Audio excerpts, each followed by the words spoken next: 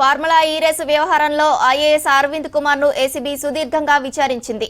FEO సంస్థకు నిధులు బదలాయింపుపైనే ప్రధానంగా ప్రశ్నించినట్లు తెలుస్తోంది. ఇన్వాయిస్ ప్రొసీడింగ్స్ పై ఏసీబీ ప్రశ్నించింది. అరవింద్ కుమార్ చెప్పిన సమాధానాలను మొత్తం రికార్డ్ చేసింది ఏసీబీ.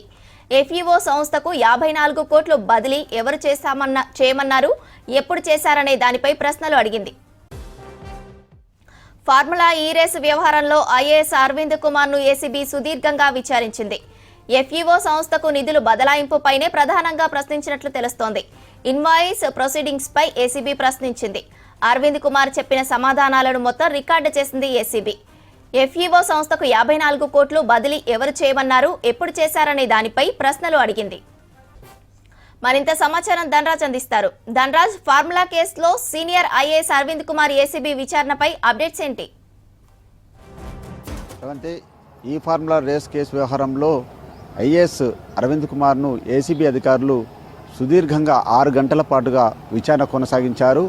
ఈ ఫార్ములా రేస్ వ్యవహారంలో బీఆర్ఎస్ ప్రభుత్వ హయాంలో జరిగినటువంటి ఫస్ట్ ఫేజ్, సెకండ్ ఫేజ్కు సంబంధించిన వ్యవహారంలో హెచ్ఎండిఏ నుంచి 54 కోట్ల రూపాయలు ఫారెన్ ఆపరేషన్కి సంబంధించి ఈ ఫార్ములా వ్యవహారంలో ఎఫ్ఈఓకు చెల్లించినటువంటి నిధుల మళ్లింపు వ్యవహారం పైననే ప్రధానంగా ఏసీబీ ప్రశ్నల పరంపర కొనసాగింది. అయితే అప్పుడు మున్సిపల్ శాఖ మంత్రిగా కొనసాగినటువంటి కేటీఆర్ ఆదేశాలు ఏ విధంగా ఇచ్చారు, అదేవిధంగా అప్పుడున్నటువంటి ప్రొసీడింగ్స్ సంబంధించినటువంటి వాటిని మీరు ఏ విధంగా ఫాలో అయ్యారు, అదేవిధంగా కేటీఆర్ ఏదైనా దురుద్దేశపూర్వకంగానే నిధులను మళ్లింపు చేయమన్నారా, లేకుంటే తన స్వలబ్ధి కోసమే ఆ నిధులను మళ్లింపు చేసేలాగా మీపైన ఏమైనా ఒత్తిడి తీసుకొచ్చారా అని కూడా ఇటు ఏసీబీ అడిగినట్లు సమాచారం అందుతుంది. ఆ విషయాలపైన ప్రధానంగా అరవింద్ కుమార్ను విచారణ కొనసాగించారు. అరవింద్ కుమార్ ఇచ్చేటువంటి జవాబులను కూడా ఎప్పటికప్పుడు రికార్డ్ చేయడం జరిగింది. అయితే ఏసీబీ ఇప్పటికే పలు రకాలకు సంబంధించినటువంటి ప్రాథమిక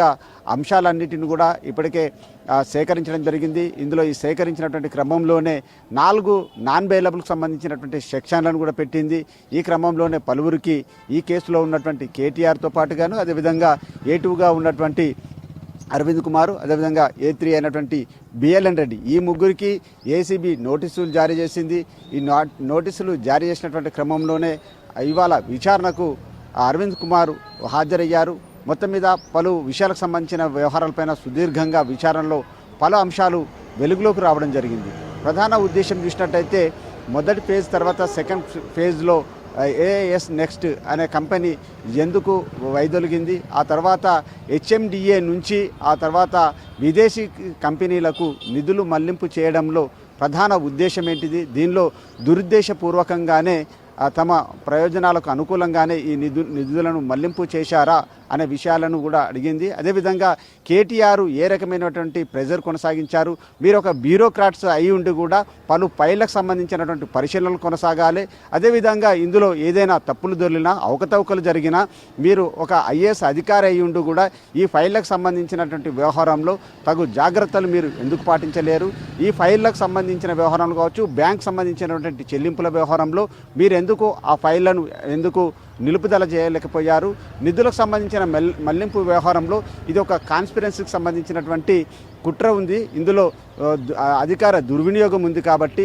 మీరు అధికార దుర్వినియోగం ఎందుకు కొనసాగించారు, అదేవిధంగా ప్రజాధనానికి నష్టం చేకూరేలాగా కూడా ఆర్బీఐ గైడ్లైన్స్ను ఎందుకు మీరు పాటించలేదు, అదేవిధంగా 8 కోట్ల రూపాయలు నష్టం వాటిల్లేలాగా తెలంగాణ ప్రభుత్వానికి ఎందుకు నష్టం చేకూరేలాగా మీరు చర్యలు తీసుకున్నారు, ఇలాంటి వ్యవహారాలపైన సుదీర్ఘమైనటువంటి ప్రశ్నల పరంపర కొనసాగింది. అంతేకాకుండా అప్పుడున్నటువంటి క్యాబినెట్ ఆమోదం తీసుకోకపోవడంలో ఆంతర్యం ఏంటిది, అదేవిధంగా ఫైనాన్షియల్ సంబంధించినటువంటి డిపార్ట్మెంటు ఆమోదం లేకుండానే 54 కోట్ల రూపాయలను ఎఫ్ఈఓకు చెల్లించడంలో మీ యొక్క దురుద్దేశం ఏంటిదనే విషయాలు, అదేవిధంగా ఒక పబ్లిక్ సర్వెంట్ అయిన మీరు ఈ రకమైనటువంటి ఫైళ్లను ప్రొసీడింగ్స్ను ఎలా కొనసాగించారు, అదేవిధంగా అప్పుడున్నటువంటి 2002కు సంబంధించినటువంటి ఇన్వైట్కి సంబంధించినటువంటి కొటేషన్స్ కావచ్చు, 2023కు సంబంధించినటువంటి ఒప్పందంకు సంబంధించినటువంటి కాంట్రాక్టు ఒప్పందాల డాక్యుమెంట్లకు సంబంధించినటువంటి వాటినన్నిటిని కూడా రీవెరిఫికేషన్ చేసింది. అదేవిధంగా అప్పుడు జరిగిన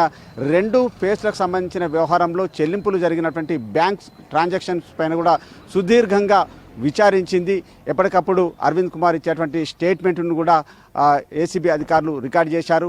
ఆ అరవింద్ కుమార్ ఇచ్చే స్టేట్మెంట్ ఆధారంగా కూడా రేపు కేటీఆర్ ఏసీబీకి హాజరు కాబోతున్నటువంటి క్రమంలో కూడా అరవింద్ కుమార్ ఇచ్చినటువంటి స్టేట్మెంటు చాలా కీలకంగా మారబోతుంది. ఎందుకంటే కేటీఆర్ ఆదేశాల మేరకు మాత్రమే ఐఏఎస్ అధికారిగా ఉన్నటువంటి అరవింద్ కుమార్ అప్పుడు హెచ్ఎండిఏ నుంచి నిధులు మళ్లింపులు చేశాను, అదేవిధంగా సెకండ్ ఫేజ్ సంబంధించి ఆ ఫేజ్ ఆగిపోతున్నటువంటి క్రమంలోనే తాము ముందుగా డబ్బులు చెల్లించామని కూడా ఇప్పటికే ఓవైపున అరవింద్ కుమార్ స్టేట్మెంట్ ఉంది. మరోవైపున చూసినట్టయితే తాను హెచ్ఎండిఏలో జరిగినటువంటి చెల్లింపులకు సంబంధించిన వ్యవహారం అంతటికీ కూడా తానే బాధ్యత వహిస్తానంటూ కూడా గతంలో ఆన్ రికార్డు కూడా చెప్పడం జరిగింది.